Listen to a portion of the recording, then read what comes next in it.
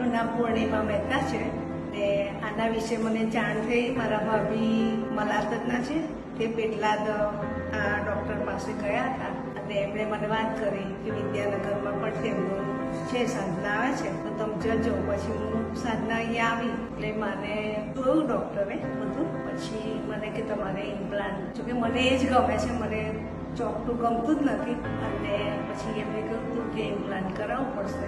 2 વખત અમારે બધું મળીને વાતચીત કરી. બહુ ફાઇન રીતે મને ટ્રીટ કરી ને બહુ સરસ એમનું નેચર ને બધું શાંતિથી આપણને સમજાવે.